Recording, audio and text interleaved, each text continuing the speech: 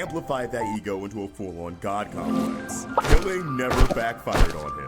It was only rewarded with a higher quality of life. Shark Week is one of the programming events as a part of his pitch deck, which has me thinking that Vox probably has a natural affinity for sharks, which reflects how he's a shark in the business sense. Aggressive, competitive, and ruthless.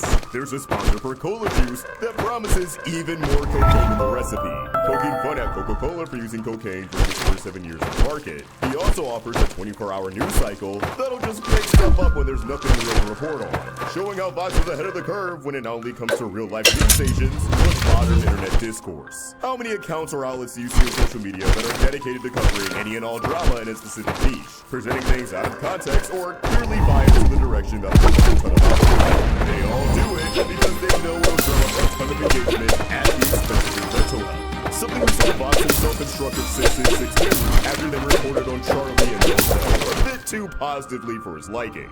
Once Vox reached the peak of fame and entertainment, having a chokehold on millions of viewers across the country, exhibiting cult-like tendencies as he promised to baptize his viewers into a new era of entertainment, America eating out of the palm of his hands, his life was abruptly cut short, with his head getting struck by a TV that proceeded to shock him to death. Hey man, that's karma for killing Bob, with his murder being hit on an unfortunate stroke of lightning. Yeah, he was a higher up in TV. He was probably a scumbag. The glare in his monitor also appears to be a scar from his human death. If what we've seen on Earth and Hell of the Boss is any indication, then Vox left no legacy behind. People moved on from the man who was with him. All that hatred, carnage amounted to nothing. When you impart no good lessons or work all memories in people, you are remembered fondly. So, over time, why would people remember you at all? Unless you did something like really fucked up, and humanity has to never forget you, so that we don't repeat the same atrocities. Looking at you, Adolf! Although we did see that Earth has a news station called BNN instead of CNN, which would usually stand for Vincent News Network. So at the very least, his family is set for life, if he had one. Actually, no one Vox, probably not. This plan to conquer heaven is Vox's attempt to cement a legacy and finish what he started on Earth decades ago. Reclaiming the spotlight, cementing himself as the supreme leader that'll have everyone worshiping the clouds that he walks in. What could possibly go wrong? A brainwashed angel dust goes on TV to denounce the hotel and endorse Vox. And although Charlie and everyone else are obviously wondering what the hell is going on, I like that no one is mad at angel dust. They seem to understand that this isn't a visible free will. They probably think Valentino would come to this if anything. However, the truth is going to be a lot more complicated to navigate.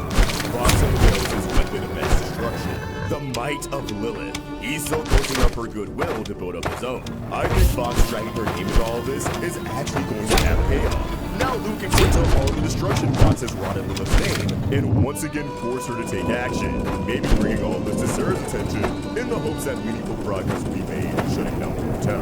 Lilith herself might actually be able to make a move, now that someone other than her daughter is causing trouble for Angel to keep to life by using her reputation.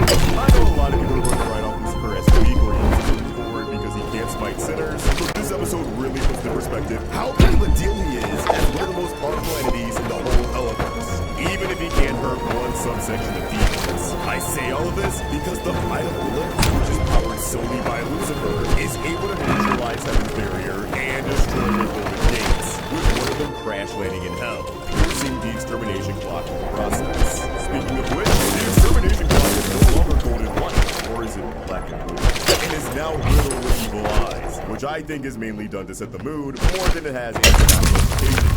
However, if you've seen our recent theory on Root, I can find that the Queen of Evil wanted to front some of my findings and manifested in the spot that its destruction is as they finally have the means to fight them. Moving on, all the reports of the supports that have cast is highlighted in this final episode. His animal sees the representativity and the abundance and bigotry and general sickness. He's in the ground because he should be ready to defend themselves. And when it comes to shove, violence may be necessary to defend the world. However, they are so close to receiving a person.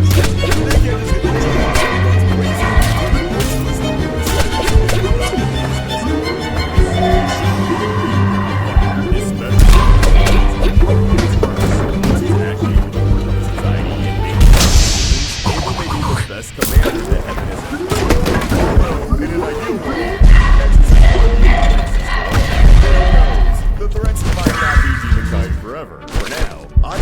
think that he influenced Sarah, deciding to be ready in case Fox actually invades heaven, but not preemptively pulling the trigger and sending a whole army in, as that would truly incite him.